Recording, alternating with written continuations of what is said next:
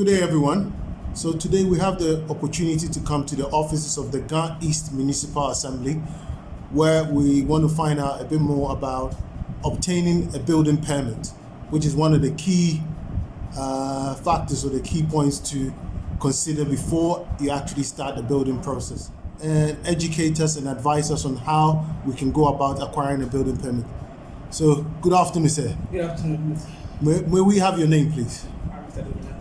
Mr. Donyinah. Yes. Okay. I'm actually the assistant QS in charge of costs and process of building permits in the Ga East Municipal Assembly. So you are in charge of the costs Yes. and process of building permits. processing of building permits. Yes. Wonderful. In the Ga East Municipal. The Ga East Municipal Assembly. So first of all, somebody may ask, what is a building permit? Because I also want to say a building permit is a document that a client or a developer will require that will permit him to start development. So a document that one will need that will give the authority to be able to commence work. So simply put it in that form. Brilliant. Yes. And why do we need a building permit? Somebody would also ask, Yes. what's the need? By law, before somebody starts any project, you are required to get a license. Right. That authorizes you to start work. So before you can start work or you can dig your foundation or whatsoever, the assembly by law will require that you get an authority letter or you get a document that approves that you can work, because it's not all places that one can develop. Right. So you are required to get a permit or a document that requires that where your land is located, you can be permitted to build there. So that is the reason why we need a permit before you can actually start whatever you want to do. Brilliant. Thank you very much. And so what goes into a building permit? Okay. When it comes to permitting, actually it depends on what the person is putting up. Okay. There are several structures. We have what we call commercial facilities and we have what we call residential facilities. Right. Now the requirement comes based on what you are doing.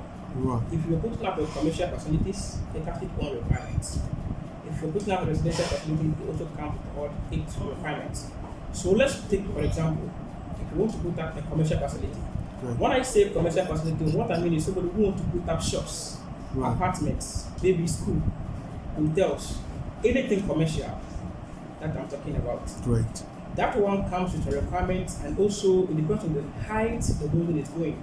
Okay. So if a structure is, let's assume, 2-story, in our classification we say 2-story, it means only one building will come on top. Then So- we have the ground floor and we have the first floor. Okay, so That ground is and where first our floor. classification is 2-story. Great. Some people, when you look at the Americans and other British, they also have their system of classification.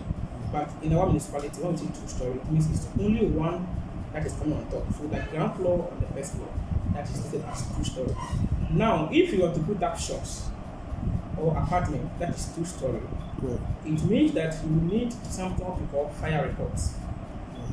In addition to your architectural drawings, your land document is registered. If your land is not actually registered, you need to get what we call search reports. Sorry, what is it? Search reports A search report. from Right. Lands Commission. Great. That shows that the person who gave you the land is the rightful owner. Okay. You know, getting sometimes land title in Ghana is a bit difficult. It takes a Yeah, while. It takes time. So what the assembly does is that when you present your document, and let's assume you have to put up shops, that is say 2-story, Right. you are required to bring your architectural drawings, which is 4 sets of the drawings. You are supposed to also bring us fire reports. Fire report. You are also supposed to bring us EPA reports. What is EPA for those who Yes, are that's not familiar? Environmental Protection Agency their reports. Right. They to satisfy that what you want to do, you comply with the rules of EPA. Right. You need to give us their report, and also the fire service also will have to give you a report, because what we are doing is a commercial project. So fire service will have to also satisfy that whatever that you are doing, you are complying to the rules of the fire. For the safety of the residents or the people trading in the Yes. building. Right. So mostly you need those documents before the assembly can issue permit to you.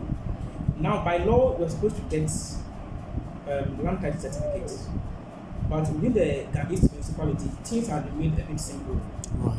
So when you have your fire reports, you have your EPA reports, and you have your drawings with the faucet, even if your land is not fully registered, I mean if you don't have land title, but you want to start something, they require that you get a set report from Lands Commission. That shows that those who sold the land to you are the rightful owners of the land. If the report shows that those who sold the land to you are the rightful owners, you are allowed to pay the fee, that's the building permit fee, then you are allowed to start work with the receipts. Okay. So with the receipt, you can start work whilst the documentation goes on in the office. So by law, within 90 days, you should have your permit. Okay, that's something that is very important. Yes. So by within law, 90 days. 90 days, you're supposed to have your permit. So in the Ga East Municipality, if you apply for permits and you have all these requirements before you apply, it is expected that within 90 days, you should have your permit. I'm saying this because most of our clients say I have applied for permit for maybe 1 year, I have not gotten the permit. There is a reason why people don't get permits on time. For example, you want to acquire a license at TPLA, they will tell you bring ABC before we can issue a license to you. Right. If you go to TPLA and you even miss one document, there is no way you'll be able to what? Issue with the license. The license. Likewise here. Yes, the same way, the same process applies to building permit. If you want to apply for building permit, it comes with requirements. So before you even think of maybe applying for permits, there's a need for you to come and then inquire what will I need to be able to get my permit. True. So we state all the documents that you need together with when you bring the plan. We tell you need A, B, C, D. So you have to go prepare and get those documents set. Then you come. It means that you have prepared yourself before coming. So Right. when you come, your permit will not take 1 year, like some people used to say. Yes. If you come with all the necessary requirements within 90 days, you can have your permit. Like Or I said, even lesser, so within the 90 or days. lesser. For example, somebody can submit his permit less than 1 month to have it because we sit by statutory committee, we sit every 3 months to approve permits. Right. Somebody will have all the requirements and he submit maybe a month or 2 weeks to the meeting. To the meeting. So So naturally. that person will have his permit less than 3 weeks.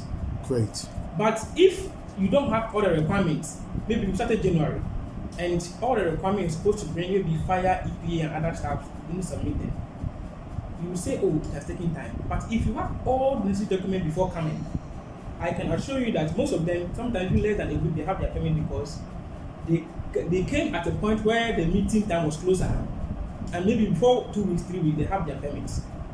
So I think those are the basic things that Okay. the assembly has actually put in place. This is very useful because there are a lot of misconceptions and hearsay and information that goes out there that people are not fully aware. Is it the same process for the residential? No. When somebody is putting up his 2-bedroom, 3-bedroom residential building, that is if the building is not apartments. All apartment projects are classified as commercial As projects commercial, in our yeah. municipality. So if somebody is to put up his 2-bedroom, 3-bedroom for his family, you don't need those requirements. You only need to bring us your drawings and your land documents. Of which your land documents must be registered. If your land document is not registered, like I said earlier, we'll get us a set reports. That shows that whoever sold the land to you is the rightful. owner, and you're good to go. Right. So the residential one is quite straightforward. Quite straightforward. Okay. Now, can I ask this other question where, let's say somebody's purchased the land or is in the process of purchasing the land, particularly where it's a new site, where there are no roads, it's these virgin lands where they're being sold for quite a low figure. If somebody's buying land there, would you advise that they should bring a copy of their site plan to the municipal assembly for you to check and establish if wherever the lands they're being sold is demarcated for residential? Yes. Mostly if you buy a land at a newly developed area or a place that is new, by law you have to present your site plan to the municipal assembly because we have the demarcation of the whole municipality. Right. So we will check your site plan with our layouts. Okay. The layout depicts the demarcation of the area. When you bring the site plan, we check. We will even advise you because there are some places that have been earmarked for commercial projects. There are some places that are earmarked for maybe hospitals, schools, and residential areas. So it is good for you to bring your site plan. You have to check. Right. And you tell me whether maybe where they have sold to you is a road or it's not a road. Very true. Those are the problems that we are facing in the municipality. Mostly people bring their site plan, they don't even consult the assembly before they purchase the land. When they get to the assembly and go to cross-check whether what their piece of land is at the right place, whether the land that is sold to the person is in the road. But if you have come to the assembly earlier on to check before you do the payment, to be sure that where your land is okay, you have got information about the land, the usage of the land before you do what? Purchase the land. So it's very useful. So it's essential that, Yes. especially when you're buying an undeveloped or new Yes, site, new site. you should always cross-check with the local municipality Yes. whether if the land you're being sold, that area has been earmarked for Yes. residential Yeah. development. Yes. Okay. Now, going back, I wanted to also find out. Somebody wants to do something like a petrol station or a gas station. Yeah. Is this still under the commercial requirements? Yes, it's not a commercial requirement.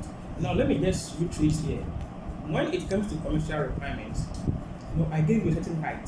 That if somebody is to go for 2-story, Right. any structure above 2-story, for example 3-story, 4-story, 5-story, it comes with extra requirements. Great. So, for example, Somebody who is putting up this as a 3-story or 4-story, right, you require soil tests.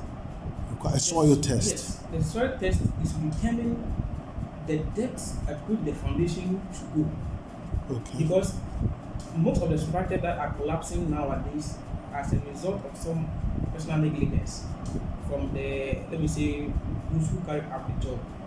So before the assembly can give permits on a 4-story apartment or commercial project, possible facility that you have, from 3-story and above, you need soil test in addition to the fire, the EPA.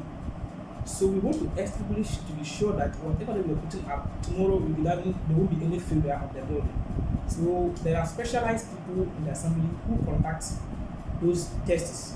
They will tell you the depth the foundation should go. Okay. And as a result, they have come out with engineers who are to check to be sure that what you have presented, maybe for example, the soil test indicates that you have to excavate 3 feet, 4 feet, 5 feet Deep. Yeah. Is it the same thing that you are doing? When they come to the site and they realize what you have per the report, you are not complying with those stuff. Because human lives are at stake. Yes, human lives are at stake. And you can see that some buildings just collapsed, and it is dangerous to and a threat to our work. So mostly nowadays they are very, very cautious. That whenever you're putting up any huge structure, you ensure that the right thing is done. Right. Now, if your structure is also by the roadside and it's a commercial facility that we think it might cause traffic, then you need to do what you call traffic impact assessment. Traffic impact assessment. Right. You want to ascertain that whatever that you are coming to do by the roadside or in the community, the possibility of it causing traffic to the community. Because there are some places initially you won't see any traffic, but as a result of some projects springing up in that particular community, traffic begins to jam at that particular place. Maybe a mall. Yes, or malls, so many other hospitals and other things. You see that there will be huge traffic in the particular community. So if it is you realize what you're coming to do will really cause a traffic jam in the area, we request for traffic impact assessment. So there are officials who also undertake those ones to tell us if there's a need for us to widen the road, if there's a need for you to maybe construct the road before the project starts, we require you do that before the project can commence.